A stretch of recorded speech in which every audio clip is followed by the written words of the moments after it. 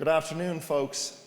Martin Fogarty told me outside, just not to let this go, that there was 4 skills in the game of Gaelic football: kicking, catching, pulling and dragging.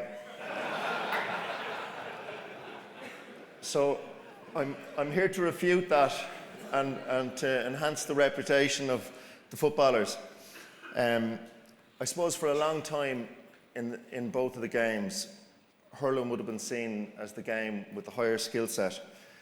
And I suppose I'm not the only coach trying to chase this one, but a lot of people in the modern game of Gaelic football, I think, have gone after a much higher skill set. My situation is I'm a PE teacher, so in the coaching revolution of footballers, I've gone after a high skill set to try and make the game more enjoyable for those who play it and ultimately those who watch it.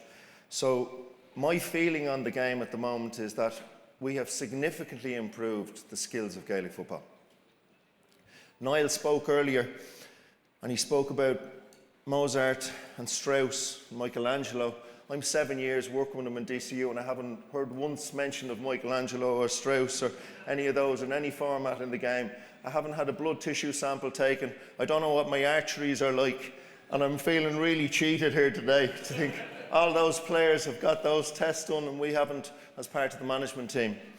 I was involved with Clare last year, and the reason I put that slide up was lots of people will tell you that it's easy to be successful with the top teams. So to win a Sigerson with DCU or to win an All-Ireland title with Dublin, well, they're easier achievements.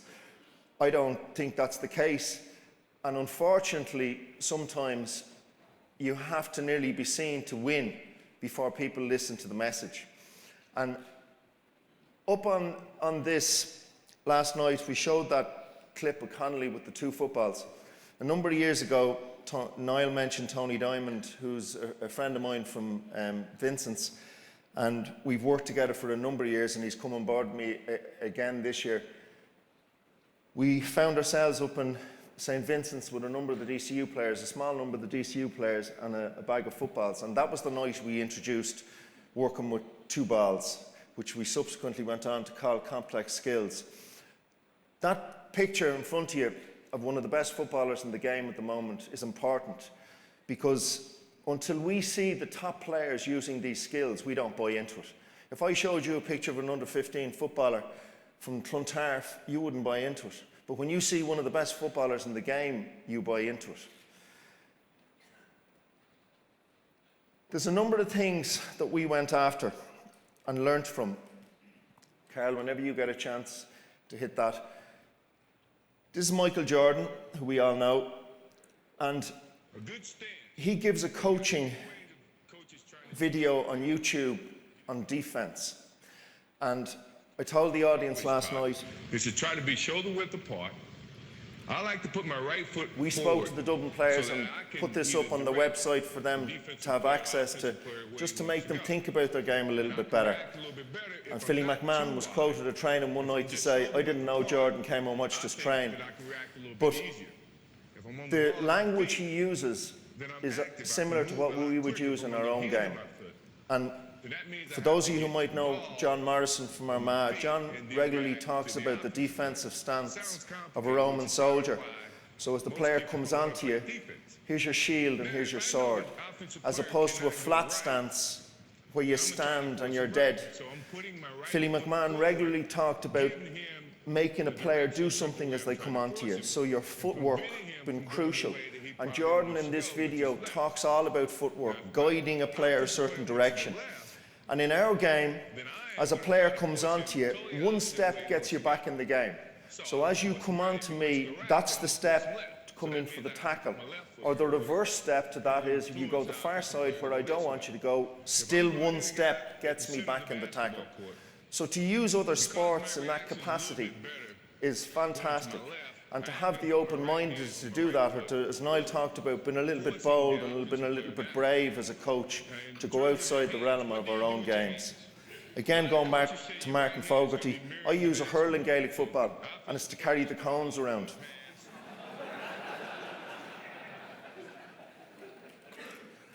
Have a look at this. background is in physical education, so my goal in coaching has always been to strive to be better as a coach myself, to try and make the game enjoyable, to try and execute the skills to the highest of my ability, to pass on that message to players. At this area out here in the D, this is where you're going to do your match dummy. I would have seen a lot of situations where, you know, when a team didn't perform well, that they were made train extremely hard rather than smart. It's fine being able to run fast, and we know you have to be mobile, and it's fine being strong, but we know that's an important part of the game. If you can't catch and kick the ball or score, sure, it's of no benefit. All the other stuff turned to nothing.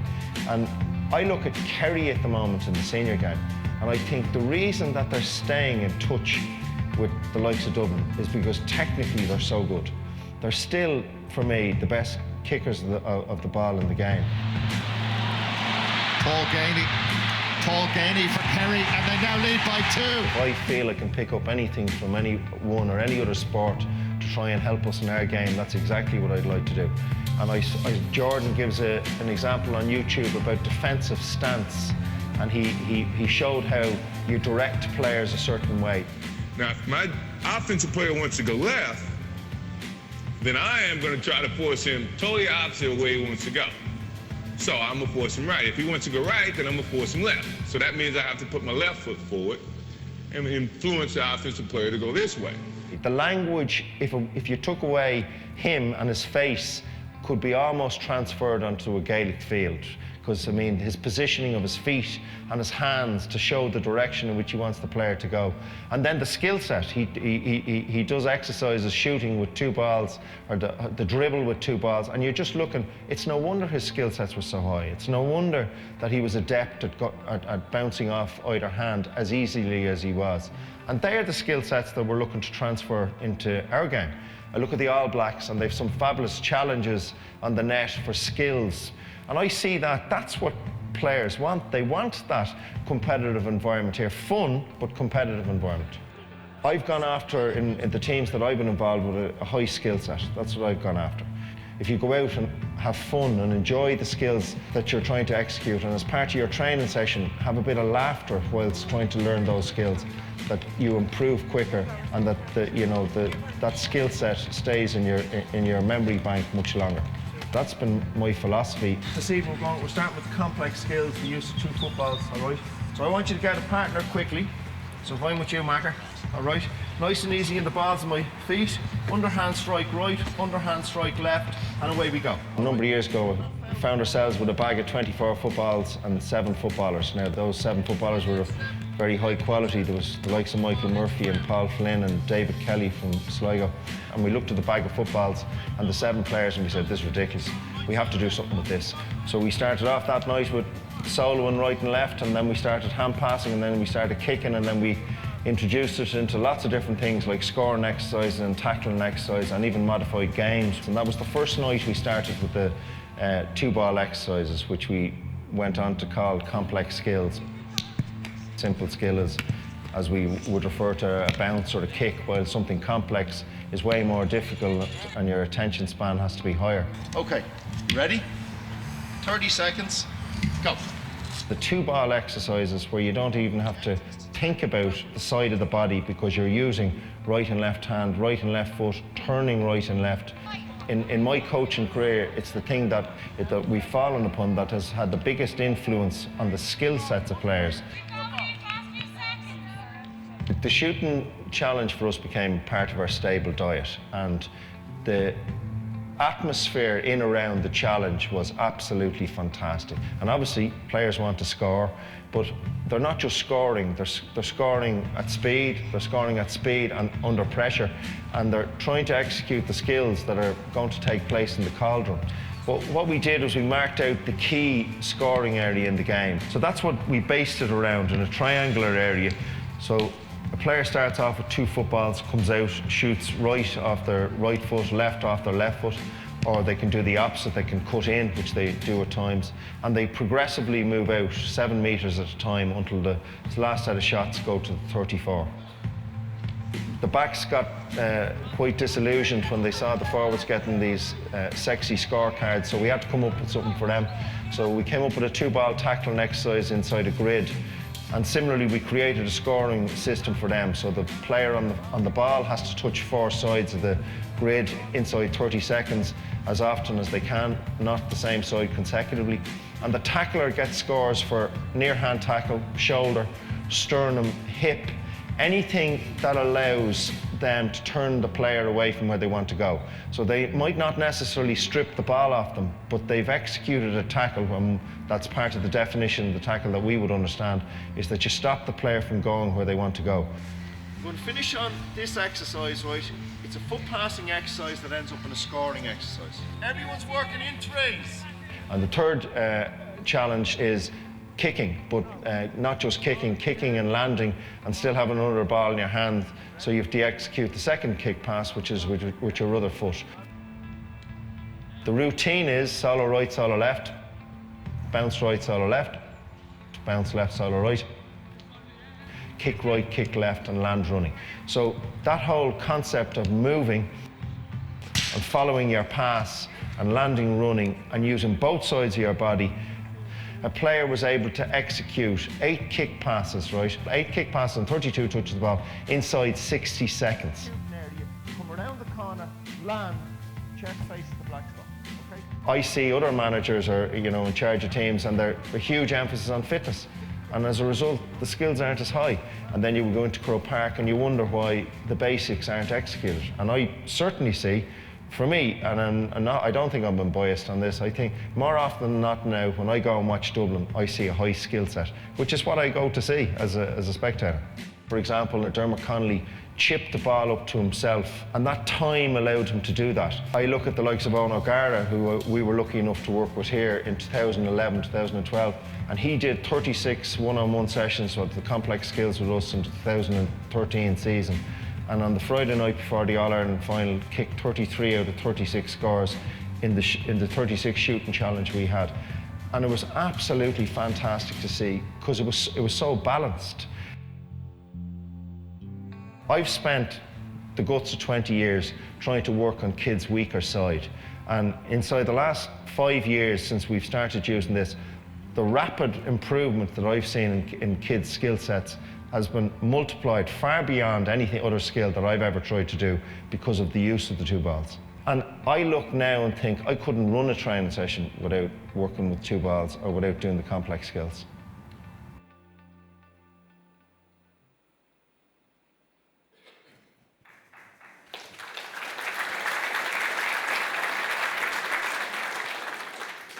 On the Friday night before the 2013 All-Ireland final, Owen O'Gara kicked 33 out of 36 scores in the 36-shot challenge that we had. And why am I picking out on Owen? Well, I was lucky enough, I have been lucky to meet a huge number of footballers, not just Dublin footballers, through the corridors of DCU.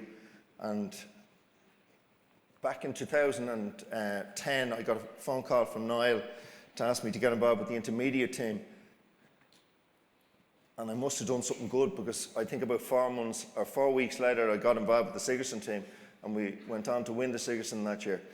And since then, the amount of footballers that I've met from around the country has been incredible. And last year on the road with Clare, it was most unusual, because a lot of the players that we had played with us down the years were playing in lower divisions.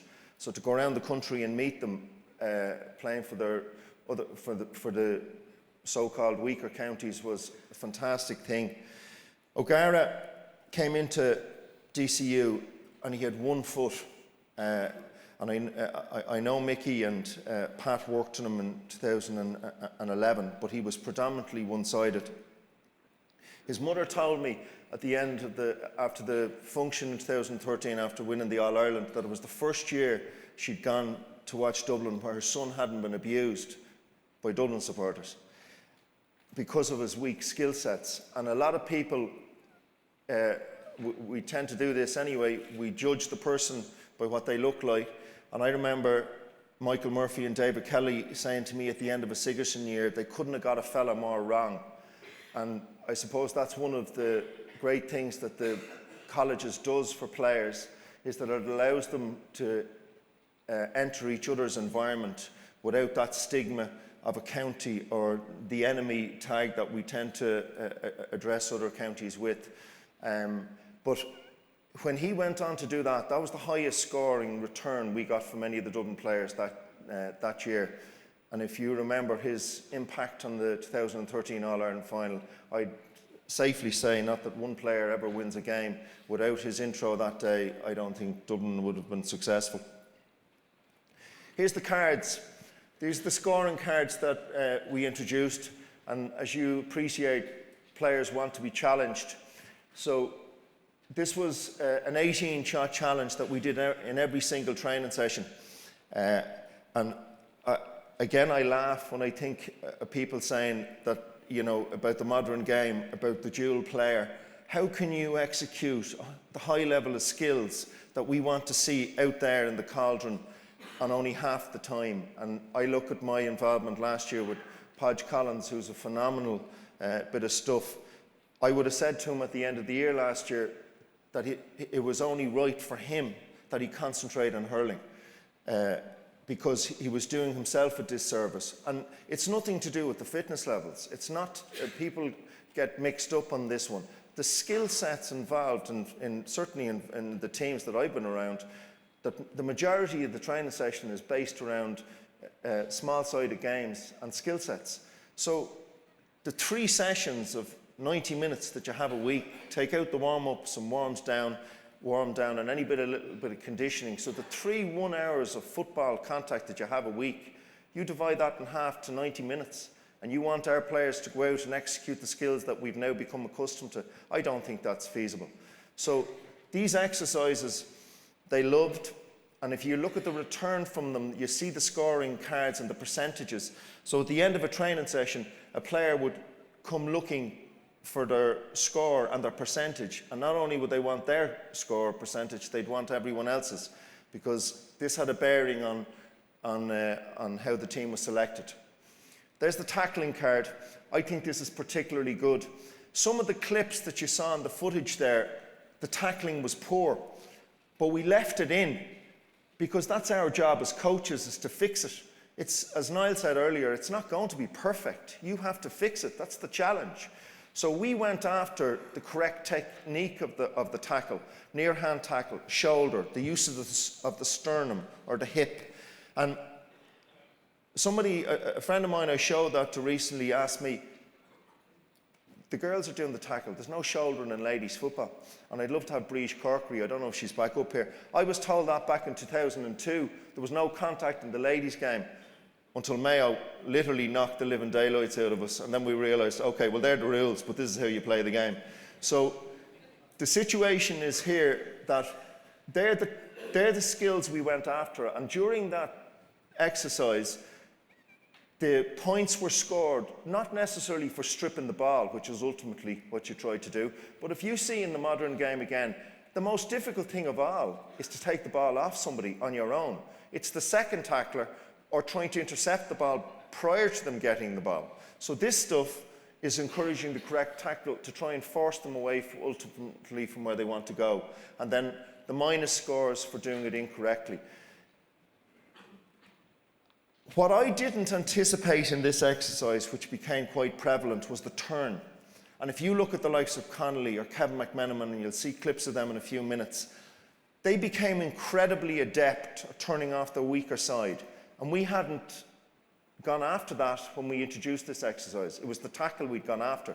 But very quickly what we found was they started to come off the weaker side, because their strong side, being the dominant side, was the ball that they protected the most. So then they started to use their weaker side to turn more. And that became a situation where obviously then that became a new skill that was learnt.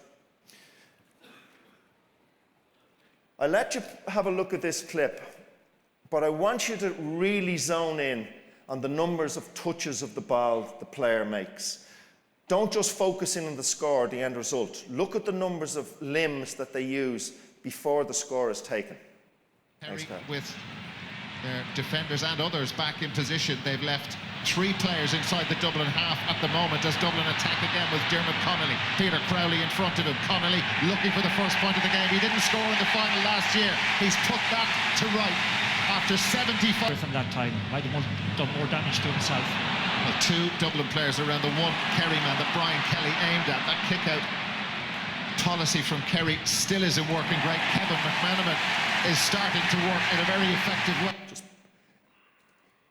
Did you watch Kevin McManaman score there? How many limbs did he use? Have a guess. 4.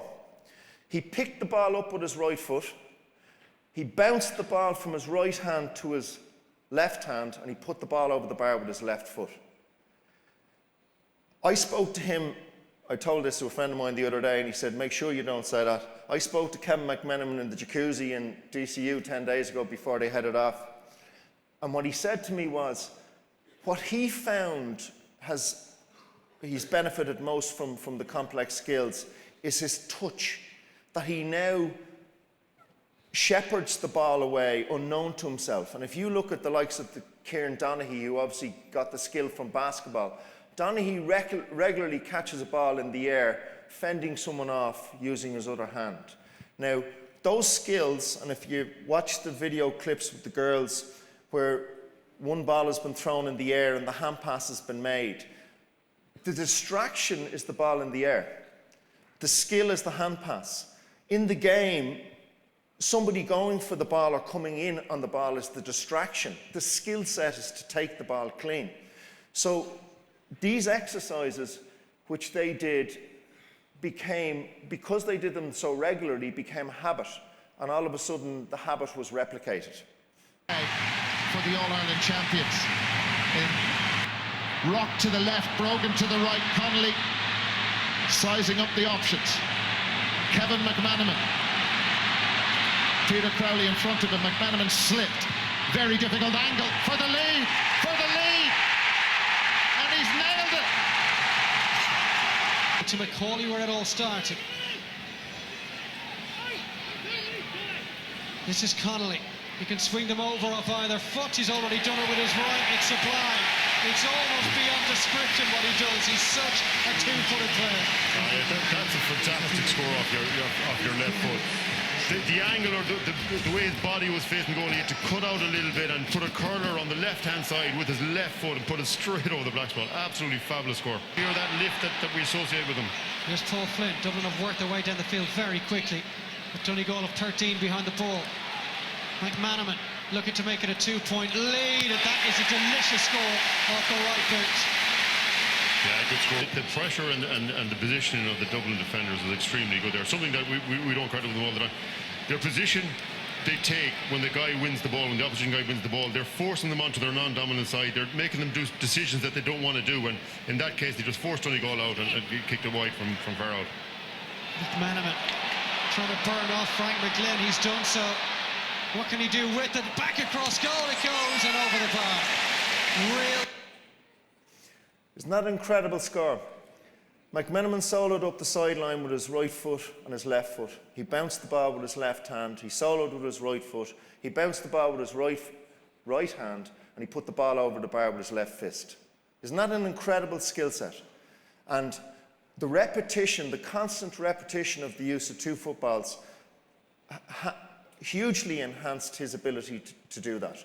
And from a coaching perspective, and we've all done this, you try and go out and coach a child to use both sides of their body, both hands, both feet with one football. And no matter how good you are, you can't emphasize the 4 limbs. You just can't do it.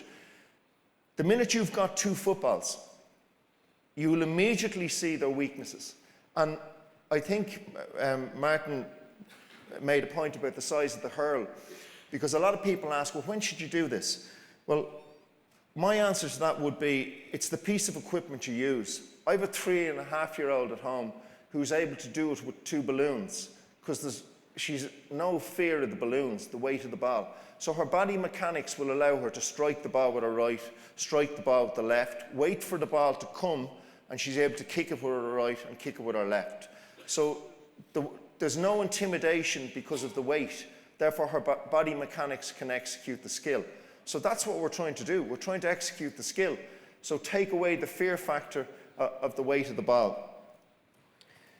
When people talk about a lot of this, the theory behind coaching, if you look, because we're all trying to crack this, how do you get players to compete at this level, to execute those skills at an incredible time in the game?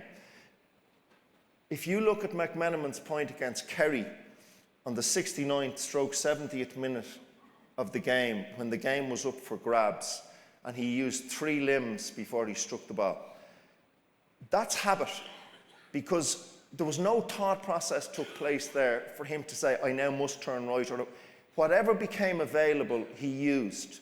Because ultimately, fatigued at that stage in the game, whatever was natural was going to come out. And that was the repetition. And in my involvement with Dublin, the players who bought into that the most, for me, were Connolly, McMenamin and Flinner. And the answer to me would be the repetition or the amount of times that they've done it, and it does come out. But equally, Johnny Cooper came up with stuff with the 2-ball exercises defensively, and I was listening to Martin talking about the use of 2 balls with Henry Shefflin. And Johnny regularly would have 1 ball been delivered. He had to deal with it immediately and come on to a 2nd ball, but he came up with the exercise himself. So these are little exercises in the game, and again, another guy who's huge into using YouTube to try and get clips that he can learn from. If we can go on. Goal of 13 players inside their own 45-metre line. Here's Paul Flynn. Flynn steadies down, drills it, equaliser. Stunning point, and all that kicking practice that he's put in DCU, and backline getting forward whenever they can. Bernard Brogan, quick hands, quick shot from Paul Flynn. He's got 1. You can make that 2. That is stunning football. How to beat.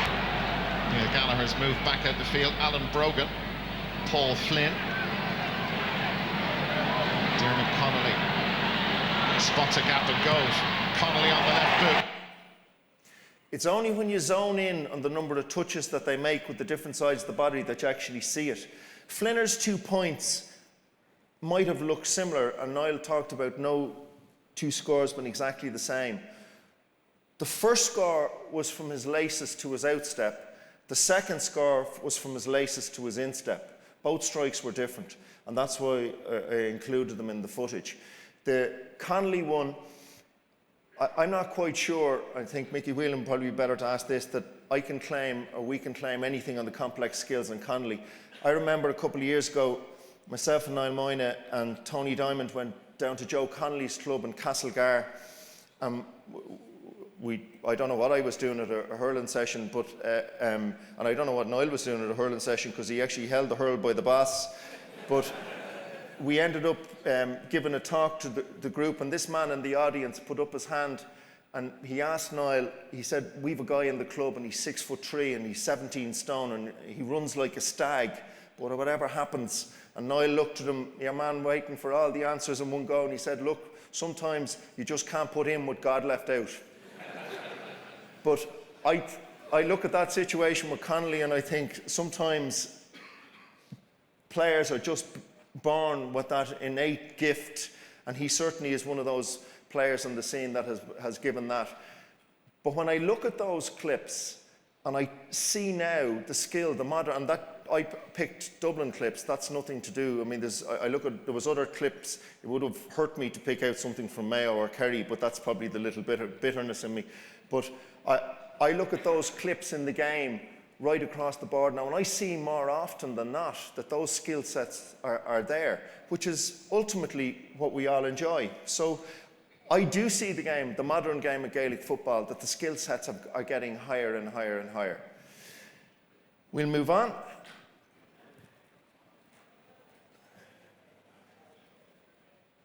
I don't know if many of you recognise this kicking card.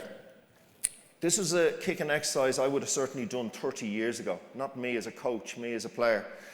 And up on the start, we can start here, the player starts with 2 footballs.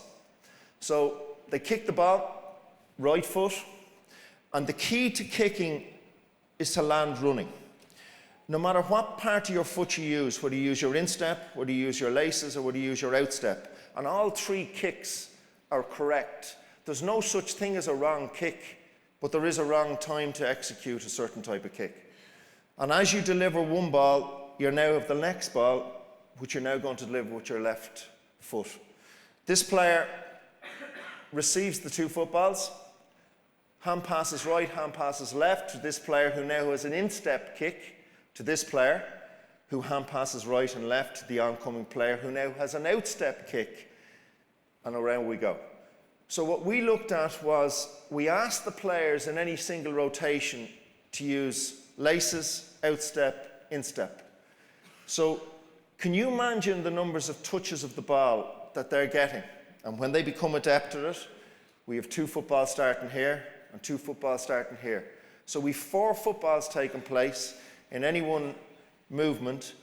You've got 4 limbs being used every time you receive the footballs, and the rotations inside 3 minutes, we had something like, I think it was 18 touches of the ball per player. Now, I think back again, and when I was involved, I started off as a juvenile coach in Clontarf a long, long time ago, when I was still playing. And I remember going to a committee meeting. Those committee meetings we've all been at, and I looked for 100 footballs for the players on a Saturday morning. And a Monaghan man looked down the table at me, and he said to me, "What do you need them for?" So I tried to explain to him. And he then subsequently told me that he'd been in charge of the under-21 team at Clontarf for the previous 6 seasons. They'd won football and he hadn't lost it.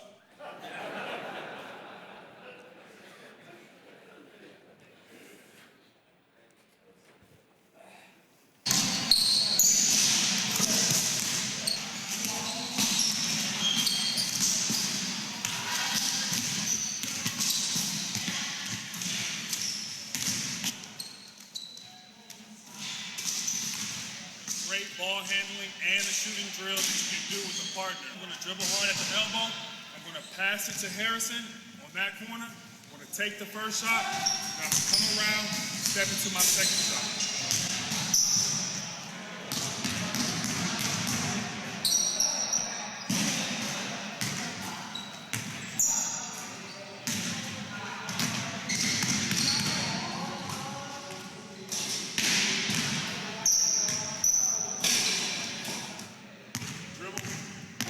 Alternate. I'm going to pass with my left hand.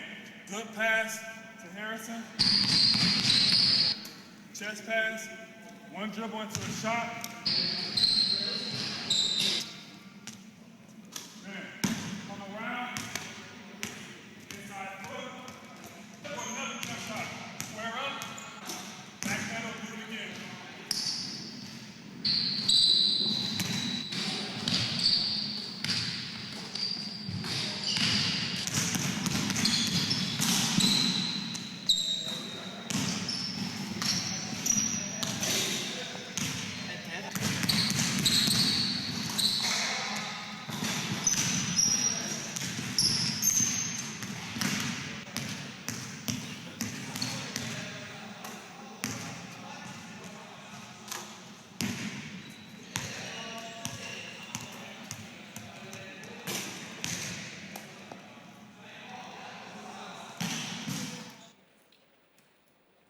I remember a number of years ago, I went to a wedding. John Morrison's daughter got married, and he had been involved with, himself and Mick Bohan had been involved with Mayo.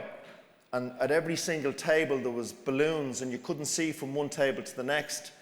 And he looked down and he said to us, just in case you're wondering what all the balloons are doing at the tables, he said, myself and Mickey have spent the last 12 months walking up and down pitches around the country with people roaring in from us, would you pair of balloons ever do something? And I remember when I got involved, I was out in Thomas Davis for a couple of years, I had a couple of great years out in Tala, and I started doing basketball during the winter with the senior team, and there's a balcony overhead, and I could almost hear the voices in the back of my neck saying, "What is this lunatic at?"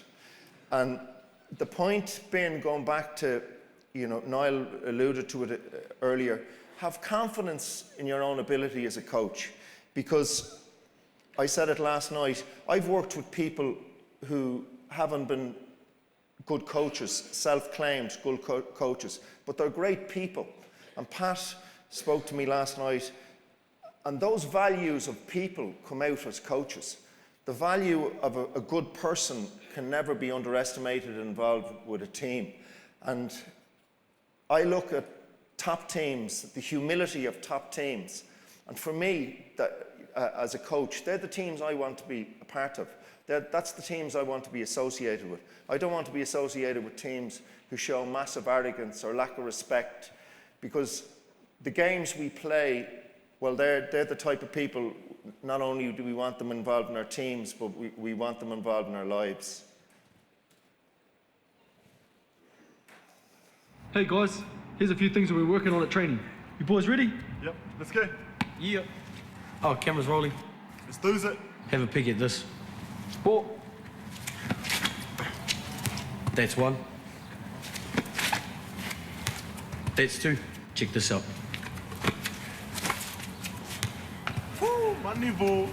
On the field, I like to be perfect. Range. Yep. Yeah, boy. No looker. Easy.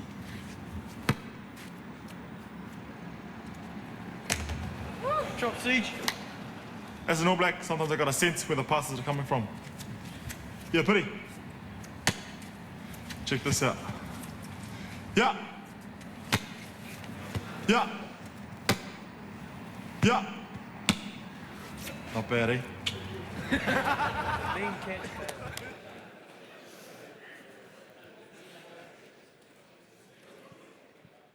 So, was it staged? Here's a free-taking log, challenge log, that we set up. And we set it up as a challenge, not as something to intimidate. No more than the scoring challenge or the tackling challenge. So the players, and I don't know how many of you were here last night, it was organised that I meet up with one of the kickers from of the Irish team, and they do 150 kicks a week on their penalty taking. And obviously, with our 3 sessions a week, 1 hour football, 18-shot challenge, I was trying to figure out, well, how am I going to include the free taking as well? So I came up with a figure of 12 frees.